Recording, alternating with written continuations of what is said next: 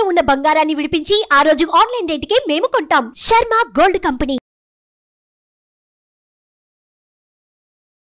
నమస్తే, welcome to Suman TV. నేను మీ యామ్ని.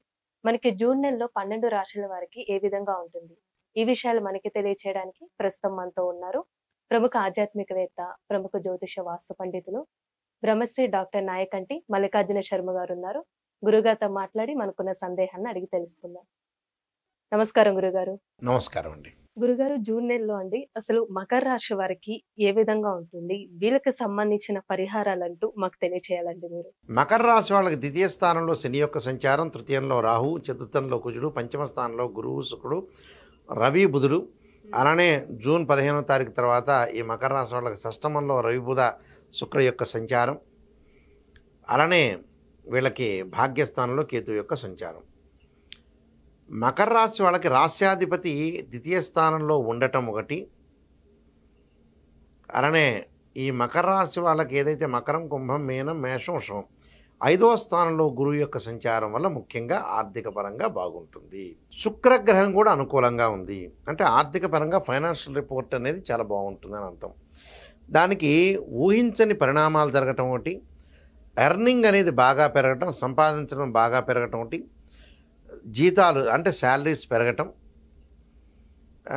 వ్యాపారం అనేది ఒక న్యూగా ప్రజెంటేషన్ చేయటం, పార్ట్నర్షిప్ని దగ్గరికి తీసుకోవటం, మానసికంగా ఒత్తిడి లేకుండా స్ట్రాంగ్గా ఉండటం, అంటే సైకలాజికల్ ఇష్యూస్ లేకుండా ఒక స్ట్రాంగ్ ప్రయోజనంతో ముందుకు వెళ్తారు. అంటే అపారమైన ఆనందాన్ని, అంటే హ్యాపీనెస్ అనేది బాగా ఎక్కువగా ఉండటం ఒకటి. అలానే సానుకూలమైన పరిణామాలు, సానుకూలమైన వాతావరణాలు, మరి తీర్థయాత్రలు, విందులు, వినోదాలు, నదీ స్థానాలు, తీర్థస్థానాలు చేయటం ఒకటి.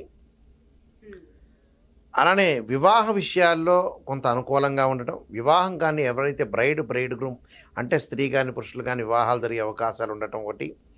కొంత జ్ఞానాన్ని, నూతన జ్ఞానాన్ని పెంపొందించుకోవటం, నూతన వ్యాపారంలో వేలు పెట్టడం, కొత్తగా వ్యాపారం ప్రారంభం చేయటం, ఆ వ్యాపారంలో లాభాలు కలగటం ఒకటి. అలానే మంచి సహకారము, బంధుమిత్రుల యొక్క సహకారము, అలా అందరి యొక్క సహకారంతో ముందుకు వెళ్ళే అవకాశం ఉంటాయి. పేరు ప్రతిష్టలు, గౌరవ మర్యాదలు బాగా పెరిగే అవకాశాలు ఎక్కువ ఉంటాయి. అంటే గౌరవ మర్యాదలు పెరుగుతాయి, బాగా అవార్డులు, రివార్డులు, సన్మానాలు ఇలాంటివన్నీ కూడా జరిగే అవకాశాలు ఎక్కువగా ఉంటాయి. కొంత ప్రధానంగా గృహ ఉపకరణ వస్తువులు కొనుగోలు చేసే అవకాశాలు ఉంటాయి. విద్యార్థులకు మంచి అనుకూలమైన కాలం. భార్యాభర్తల మధ్యలో చికాకులు పడుతున్నా కొద్దిగా అప్పటికప్పుడు అవన్నీ కూడా మారిపోతుంటాయి. అంటే మళ్ళీ సానుకూలంగా వచ్చే అవకాశం ప్రధానంగా ఉంటుంది. అంటే ప్రధానంగా స్థితిగతుల విషయంలో మార్పులు జరుగుతాయి.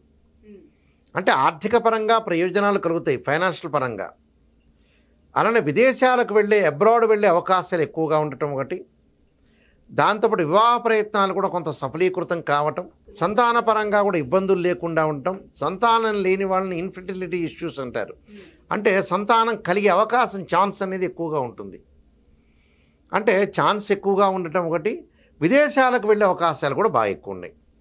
అంటే విదేశాల్లో మంచి విశ్వవిద్యాలయంలో విద్యార్థులు సీట్ రావడం, ఇక్కడ ఏదైతే కంపెనీలు చేస్తున్నారో ఆ త్రూ విదేశాలకు వెళ్ళటం, విదేశాల్లో ఉన్న వ్యక్తులకు కూడా మంచి జాబ్ వచ్చే అవకాశాలు ఎక్కువగా ఉంటాయి ఈ రాశి వాళ్ళకి. అంటే ఇలాంటి ప్రయోజనాలు కలగటానికి కారణం ఏమిటి అని అంటే ఒక రీజన్ ఉండాలిగా. తృతీయ స్థానం రాహు మంచివాడు, అలానే పంచమ స్థానంలో గురువు మంచివాడు, పంచమ స్థానంలో శుక్రుడు మంచివాడు.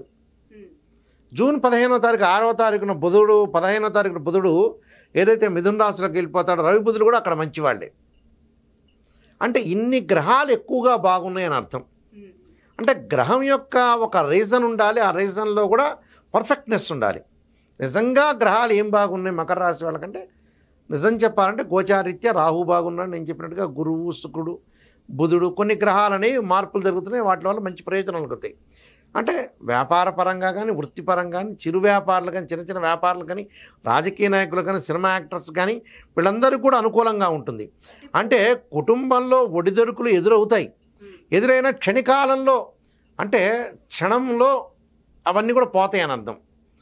అంటే ఆ క్షణంలో పోవటం ఒకటి, ఇల్లు నిర్మించే ఆలోచనలు కలిగే అవకాశం ఉంటుంది. అంటే హౌస్ కన్స్ట్రక్షన్, ఇల్లు తీసుకోవటం కానీ, ల్యాండ్ కొనటం కానీ, ఇల్లు కన్స్ట్రక్షన్స్ కానీ అలాంటి కోరికలు కొంచెం ప్రజెంటేషన్ చేసే అవకాశం ఉంటుంది.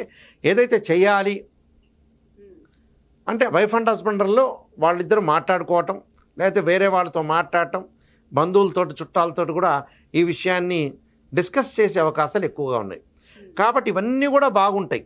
అంటే విద్యార్థులకు కూడా బట్ అనుకూలమైన కారణం కాంపిటేటివ్ ఎగ్జామినేషన్ కానీ అలానే గ్రూప్స్ ఎగ్జామినేషన్ రాసేవాళ్ళు కానీ ఎంసెట్ కానీ ఐఐటి కానీ బట్ ఉద్యోగస్తులకు కూడా లాభం కలగటం, అంటే ఉద్యోగస్తులకు కూడా ఇంక్రిమెంట్ రావటం, ఇంప్రూవ్మెంట్ కావటం, అలానే నూతన వ్యాపారం కొన్ని ఆలోచనలు చేయటం, ఒకటి బంగారు ఆభరణాలు కొనుగోలు చేయటం, కొన్ని ప్రత్యేకంగా వస్తువులు కొనుగోలు చేసే అవకాశాలు కూడా ఎక్కువ ఉన్నాయి. అంటే టోటల్గా వీళ్ళకి అనుకూలమైన కాలమే ఉంది కొద్దిగా. బట్ ఆరోగ్యపరంగా మాత్రం జాగ్రత్త ఉండాలి. బట్ ఆరోగ్యపరంగా చిన్న చిన్న విషయాలకు ఇంట్లో గొడవలు పడకూడదు. ఈ 2 విషయాలు మినహా వీళ్ళకంతా కూడా ఉంటుంది. కొద్దిగా కాలయాపన జరుగుతుంటుంది ఒక పనికి. 1 రోజు 2 రోజులు ఆలస్యం సహజంగా న్యాచురల్గా ప్రకృతి పరంగా జరుగుతూనే ఉంటుంది. అని ఆలోచన చేయాల్సిన పని లేదు. కాబట్టి ఆరోగ్యాన్ని జాగ్రత్తగా కాపాడుకుంటే సరిపోతుంది. మిగతావన్నీ కూడా ఎవ్రీథింగ్ విల్ బీ ఓకే అని చెప్పుకోవచ్చు. బట్ ఆరోగ్యానికి కొన్ని పరిహారాలు చేసుకొని ముందుకు వెళ్ళాలి. వాళ్ళు నల్లని ద్రాక్షారసంతో శని హోరలో శనికి అభిషేకం చేయటం, శని యొక్క ఆరాధన చేయటం, అలానే దాంతోపాటు శరీరే జర్జరీభూతే వ్యాధిగ్రస్తే కళేబరి ఔషధం జాహ్నవీతుయం వైద్యో నారాయణ అనే మంత్రాన్ని వీరైతే ఆంజనేయ స్వామి యొక్క ప్రదర్శనలు చేయటం ఒకటి, అలానే మంగళవారం రోజున ఉపవాసం చేయటం చాలా మంచిది. స్త్రీలు వచ్చేటప్పుడు శుక్రవారం అమ్మవారి యొక్క ఆరాధన కుంకుమార్చన చేయటం మంచిది. ఏ అమ్మవారిని ఆరాధన చేయాలంటే రాజరాజేశ్వరి అమ్మవారిని ఆరాధన చేయటం ఒకటి చేయటం వల్ల వీళ్ళకి మంచి జరిగే అవకాశం ఉంటుంది. ఏదైతే మనకు ప్రాబ్లమాటిక్ ఉందో దాన్ని రెక్టిఫికేషన్ చేసుకొని ముందుకు వెళ్ళాలి. అదే అసలు యాక్చువల్గా బయాలజికల్ ప్రాసెస్ అనుకోవచ్చు, మనం ఆధ్యాత్మిక ట్రెడిషనల్ డివోషనల్ సంబంధించిన అనుకోవచ్చు. బట్ ఇలాంటివన్నీ అంటే కాంట్రవర్షన్ కంటే కాంప్రమైజింగ్ ఇస్ బెస్ట్ పాలిటీ. అంటే ఎవరికైతే ఉంటుందో ఆ విషయాన్ని వాళ్ళకే అప్పచెప్పి కూర్చోవాలని అర్థం.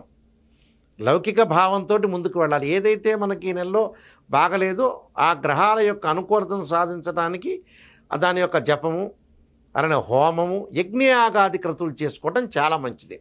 వీళ్ళు సూర్యుడి యొక్క ఆరాధన చేయటం కూడా మంచిది. సూర్య నమస్కారాలు చేసుకోవాలి. అంటే ఆదిత్యాయ విద్మే అనే మంత్రం ఒకటి ఉంటుంది. అంటే ఆదిత్యాయ విద్మే సహస్రకిరణాయ ధీమే తన్నో సూర్య ప్రచోదయాత్ అనే మంత్రాన్ని, ఓం సూర్యాయ నమః అనే మంత్రాన్ని కూడా చేసుకోవటం మంచిది. అంటే ఇవన్నీ కూడా వాళ్ళు చేసుకోవటం వల్ల ఏంటంటే వాళ్ళకి మంచి ప్రయోజనాలు కలిగే అవకాశం ఉంటుంది.